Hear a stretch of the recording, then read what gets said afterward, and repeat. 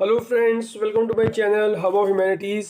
बच्चों, आज हम बात कर रहे हैं क्लास 12 चैप्टर 4 साइकोलॉजिकल डिसऑर्डर्स की। बच्चों, इस बार ये आपका जो चैप्टर है वो 12 मार्क्स का आ रहा है। आपके 7 चैप्टर्स के अंदर से ऑलमोस्ट सबसे बड़ा जो वेटेज है इसी चैप्टर का है। और 2 चैप्टर्स हमारे पास और भी हैं, चैप्टर 1 एंड चैप्टर 2, वो आपके 13 मार्क्स के, तो ऑलमोस्ट इक्वल हम कह सकते हैं। ठीक है, इस चैप्टर में हम जो बात करेंगे वो हम करेंगे साइकोलॉजिकल डिसऑर्डर्स की। इस डिसऑर्डर्स में जो मेजर पार्ट है हमारा पूरा चैप्टर वो 4 पार्ट्स में डिवाइड है। पहला, जैसे हम एग्जांपल लेते हैं, concept of abnormalities and psychological disorders, classification of psychological disorders, factors underlying abnormal behaviour and major psychological disorders. तो इन 4 बेसिकली मेजर पार्ट्स के अंदर इस पूरे चैप्टर को हम पढ़ेंगे। ठीक है, चलिए आगे चलते हैं, देखते हैं इस चैप्टर में आगे हमारे पास क्या है। क्लियर?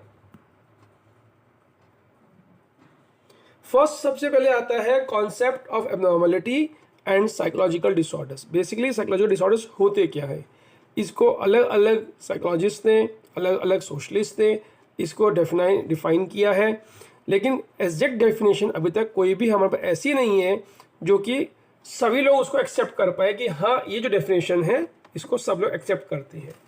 फिर भी जितनी भी डेफिनेशन हमारे अवेलेबल हैं उन सभी डेफिनेशंस में से 4D, it means deviance, distress, dysfunction and danger, ये जो 4 चीज़ें हैं बेसिकली, वो चारों चीज़ें जो हैं सभी डेफिनेशंस के अंदर ऑलमोस्ट कवर होती हैं। तो इसमें से जो सबसे पहले आता है बच्चे, वो आता है डेविएंस।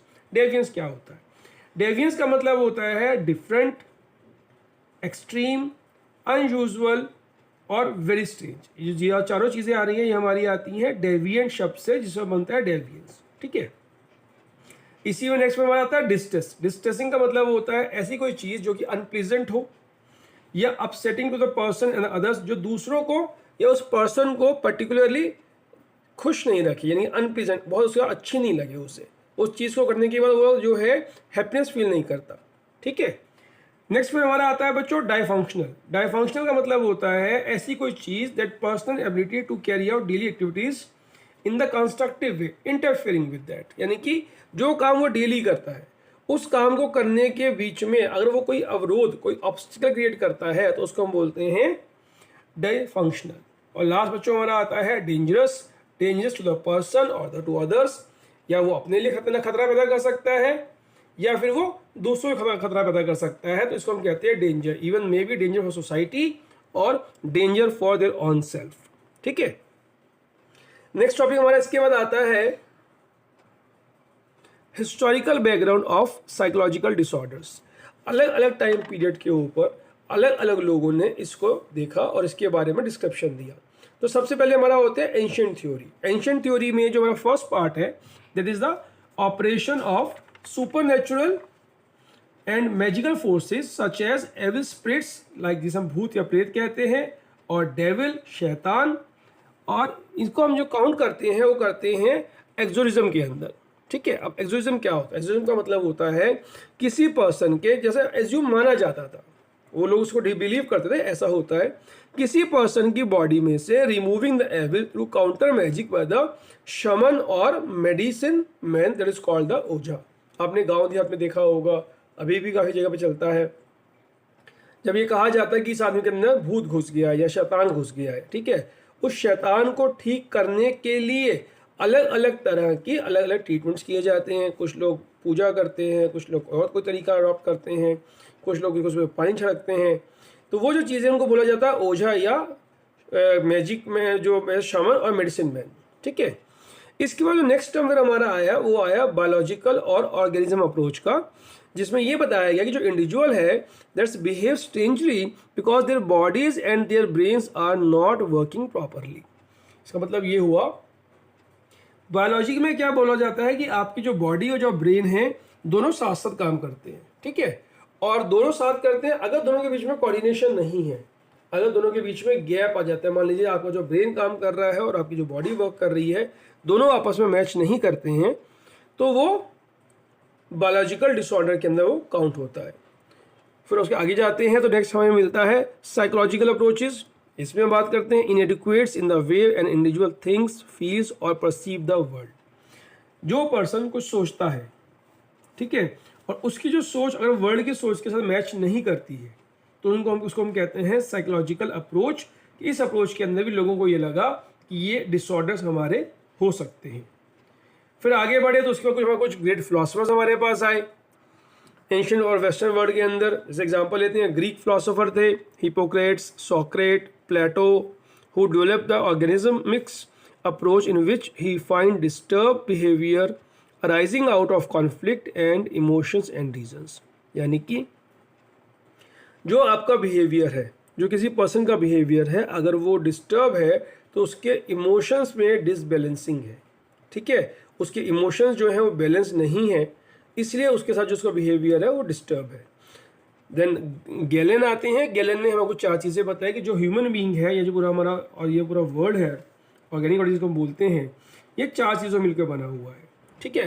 उन्होंने बोला 4 humours, earth, air, fire and water, which combine to form 4 essential body fluids, that is a blood, black bile, yellow bile and phlegm। इन 4 चीज़ों मिलके गैलन के अकॉर्डिंगली ये पूरा जो है अर्थ और यूनिवर्स बना है। अगर इसके अंदर इम्बैलेंसेस हो जाता है तो वो आदमी के ह्यूमन बिहेवियर के अंदर भी वेरियस डिसऑर्डर्स उसकी वजह से ही आते हैं।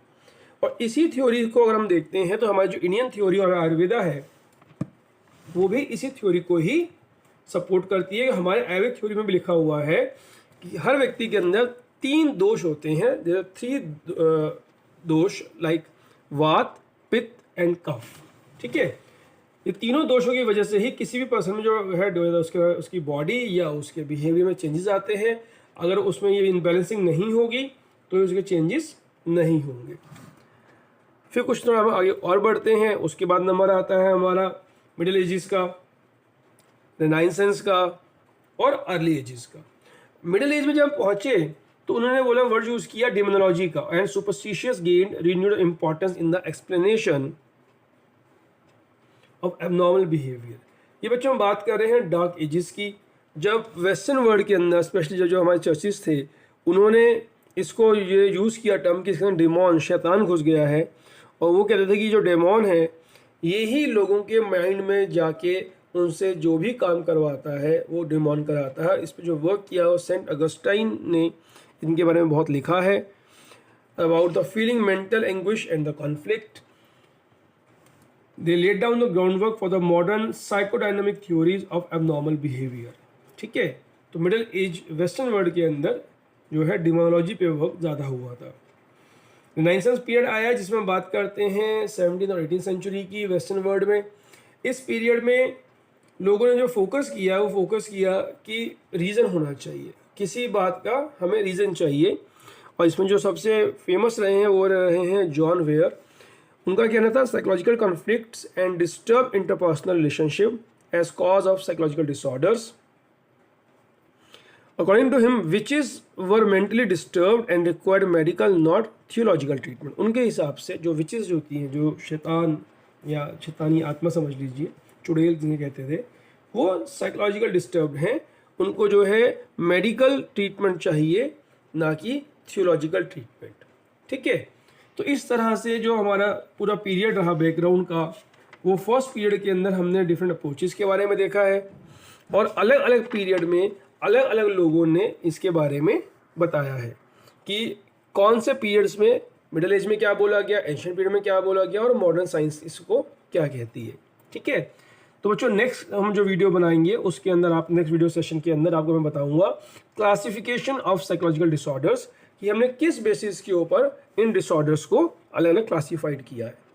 फाइन, उम्मीद करता हूँ बच्चों कि आपको आज का वीडियो जो है इसका background and the meaning of psychological disorder समझ में आया होगा। If you have any query आप मुझे मैसेज कर सकते हैं और इसका अगर कोई डाउट भी होता है तो उसमें आप डाउट में मुझसे पूछ सकते हैं। और जिन बच्चों ने अभी तक मेरा चैनल सब्सक्राइब नहीं किया है या लाइक नहीं किया है तो please subscribe it and share it, जिससे हमें मोटिवेट मिलेगा और आपको डेली और ऑलमोस्ट जो है